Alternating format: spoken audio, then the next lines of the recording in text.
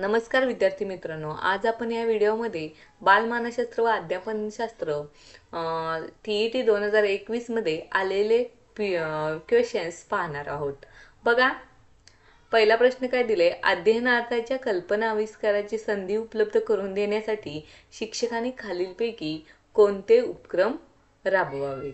बघा, पहिला काय दिलाय? दिवाळीच्या वेळी किल्ले तयार करून घ्यावे. हा उपक्रम बरोबर आहे. त्यानंतर बघा, खेळाच्या माध्यमातून कल्पना विकसित करण्याचा प्रयत्न करावा. हा पण बरोबर आहे. वाद्यवादन करून घ्यावे. हा पण बरोबर आहे. आणि प्रदर्शन मांडणी करून घ्यावी. हा पण काय आहे? बरोबर आहे. हा पण काय आहे? बरोबर आहे आपला.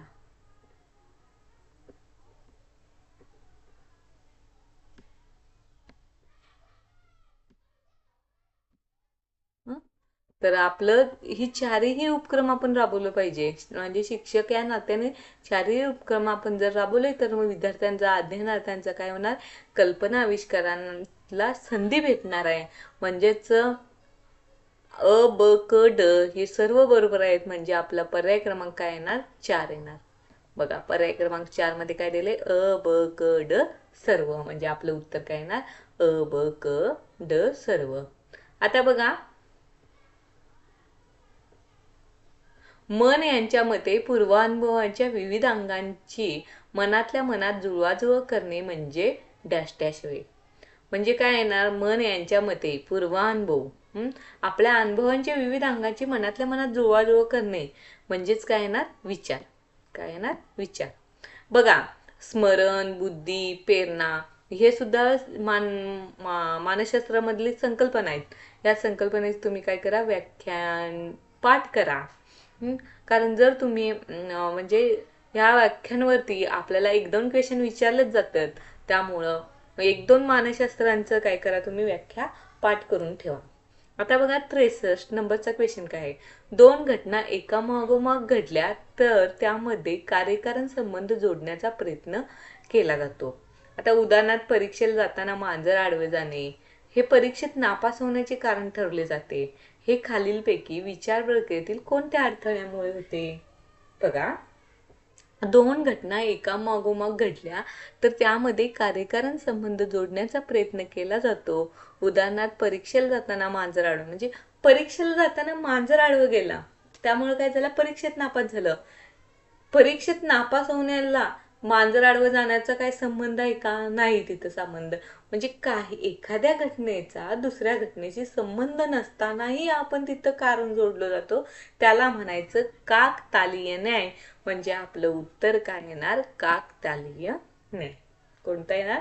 काकतालीय न्याय. म्हणजेच पर्याय क्रमांक 2. कोणता येणार? पर्याय क्रमांक 2. आपलं उत्तर काय आहे? पर्याय क्रमांक 2. पर्याय क्रमांक 2.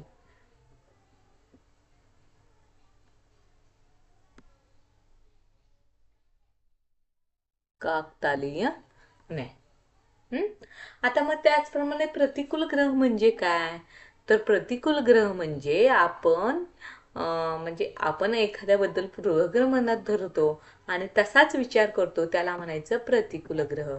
इच्छा अनुगामी विचार म्हणजे काय? की इच्छेनुसार विचार करणं, त्याला म्हणायचं इच्छा अनुगामी.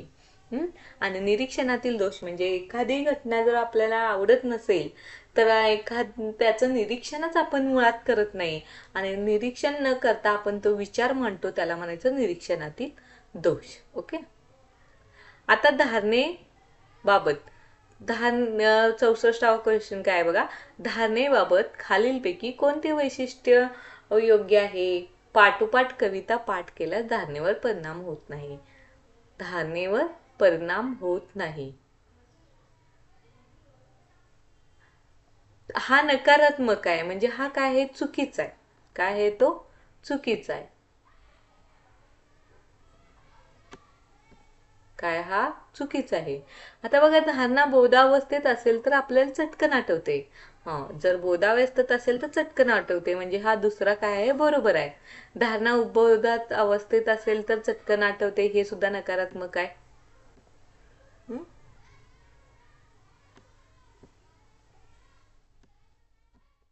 आणि बघा, अबोध अवस्थेतील बाबी प्रयत्न केल्यावर आठवतात, हे सुद्धा काय नकारात्मक आहे.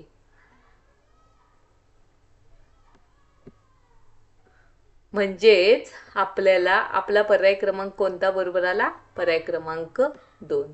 आपलं उत्तर कोणतं आहे? पर्याय क्रमांक 2. ओके. नेक्स्ट बघा, नेक्स्ट क्वेश्चन. विस्मरणाबद्दलचे खालीलपैकी कोणते वैशिष्ट्य अयोग्य आहे? विस्मरण ही महत्वाची प्रक्रिया आहे, हे योग्य आहे. विस्मरण ही काय आहे? महत्वाची प्रक्रिया आहे. ओके. त्यानंतर स्मरण चांगले राहण्यासाठी बऱ्याच गोष्टी विसरल्या पाहिजेत, हे पण बरोबर आहे. धारणा जितकी कमी तितकी विस्मरण जास्त, हे चुकलंय, इथं काय यायला पाहिजे? जास्त यायला पाहिजे. जिथं धारणा जास्त तिथं विस्मरण काय असतं? कमी असतं. म्हणजे हे चुकलंय. आता धारणा जितकी जास्त तितके विस्मरण कमी, हे बरोबर आहे. मग आपल्याला प्रश्नात काय विचारलंय? तर विस्मरणाबद्दल खालीलपैकी कोणते वैशिष्ट्य अयोग्य आहे? तर धारणा जितकी कमी तितके विस्मरण कमी, हे वैशिष्ट्य काय आहे? अयोग्य आहे. म्हणजे आपलं उत्तर काय येणार? पर्याय क्रमांक 3. काय येणार? पर्याय क्रमांक 3. ओके. नेक्स्ट बघा, आंतरिक प्रेरणेबाबत खालीलपैकी कोणते विधान अयोग्य आहे? विषयाची आवड ही आंतरिक प्रेरणा आहे, बरोबर आहे. त्यानंतर आंतरिक प्रेरणा अभिरुची यांचा निकटचा संबंध आहे, हा पण बरोबर आहे. अभिरुची म्हणजे आवड आणि आंतरिक प्रेरणा म्हणजे आतून जी प्रेरणा आहे ती, म्हणजे या दोघींचा निकटचा संबंध आहे. प्रोत्साहके आंतरिक प्रेरणा आहेत, हा मात्र निगेटिव्ह आहे. हा काय आहे? निगेटिव्ह आहे. सॉरी, निगेटिव्ह मीन्स अयोग्य आहे. का अयोग्य आहे? तर प्रोत्साहके म्हणजे प्रोत्साहन. प्रोत्साहन हे आंतरिक आहे. काय? बाहेरून आपल्याला कोणीतरी प्रोत्साहन केलं तर आपण काय? आपली आंतरिक प्रेरणा म्हणजे प्रोत्साहन हे काय आहे? बाह्य प्रेरणा आहे. काय आहे? बाह्य प्रेरणा आहे. प्रोत्साहन हे काय आहे? बाह्य प्रेरणा आहे. प्रोत्साहन हे काय? बाह्य प्रेरणा आहे, आंतरिक प्रेरणा नाही आहे. म्हणून आपलं उत्तर काय येणार? पर्याय क्रमांक 3. आंतरिक प्रेरणेबाबत खालीलपैकी हे विधान काय आहे? अयोग्य आहे. स्पीयरमन यांच्या बुद्धिमत्तेचा द्विघटक उत्पत्तीमध्ये जे सामान्य व विशिष्ट घटक आहेत, त्यासंबंधी खाली दिलेल्या विधानापैकी कोणते विधान अयोग्य आहे?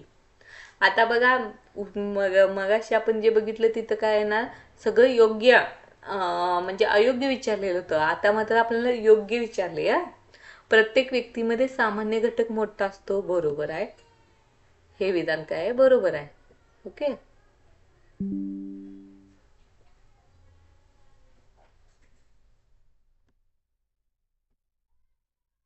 प्रत्येक व्यक्तीमध्ये विशेष घटक मोठा असतो, चुकलंय. हे काय? चुकीचं आहे. मी ह्याला क्षमताना विकासपूर्वक असामान्य घटक सामान्य घटक असतो, विकासपूर्वक, हे सुद्धा वाक्य चुकीचं आहे. विशेष घटक सर्व कार्यात व्यक्तीला उपयोगी पडतो, विशेष घटक नाही. सामान्य घटक सर्व कार्यात उपयोगी पडतो. म्हणून आपला पर्याय, सॉरी,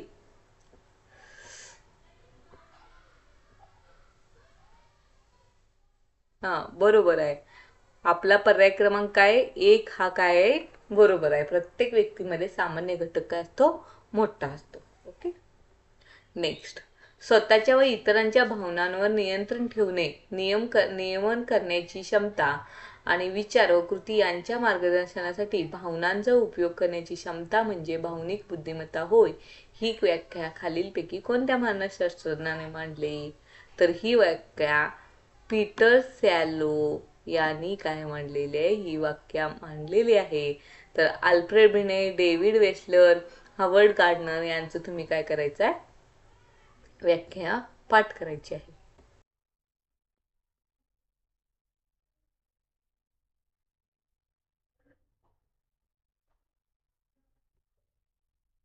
लेविननं मांडलेली मानसिक संघर्षाचे प्रकार व त्यांची उदाहरणे खालील दिलेली आहेत. ते आपण त्याचा योग्य जोड्या लावा. आता बघा काय दिले, खिशात सिनेमापुरते पैसे आहेत पण मित्रांना पार्टी द्यावीशी वाटते परंतु सिनेमा पाहण्याची इच्छा सोडवत नाही. म्हणजे सिनेमा बी पाहायचा आहे आणि पार्टी पण द्यायची आहे, म्हणजे दोन्ही हवे हवे आहेत. म्हणून काय ना, हवे हवे, काय ना, हवे हवे. म्हणजे पहिल्याचं ब. असा पर्याय कोणता आहे, तर पर्याय क्रमांक 2 आणि पर्याय क्रमांक 4 आहे. म्हणजे हे दोन्ही पर्याय काय काय झाले, कटले. हे दोन्ही काही येणार नाहीत. त्यानंतर ना बघा, परीक्षेसाठी अभ्यासाचे कष्ट नको व नापास होणेही नको आहे. म्हणजे हे दोन्ही नको आहे, कष्ट पण नको आहेत आणि मी नापास पण व्हायचं नाही. म्हणून काय हे ना, नको नको. आवडता पदार्थ खावा वाटतो पण पोटात जागा नसल्यामुळे नको वाटते, हवे नको. म्हणजे काय येणार, अन. म्हणजे पर्याय क्रमांक कोणता येणार आपल्याला, पर्याय क्रमांक 2. पहिल्याचं ब, दुसऱ्याचं क, तिसऱ्याचं अ. परीक्षेत साधे यश मिळाल्यास मी मुळीच अभ्यास केला नव्हता तरी मला इतके गुण मिळाले असे सांगत सुटणे म्हणजे डॅश डॅश संरक्षण यंत्रणा होय. काय ना, कृतक समर्थन. म्हणजे एखाद्या कृतीचं काय ना, समर्थन करायचं म्हणजे त्याला काय म्हणायचं, कृतक समर्थन. पर्याय क्रमांक 4 हे उत्तर आपलं काय बरोबर आहे.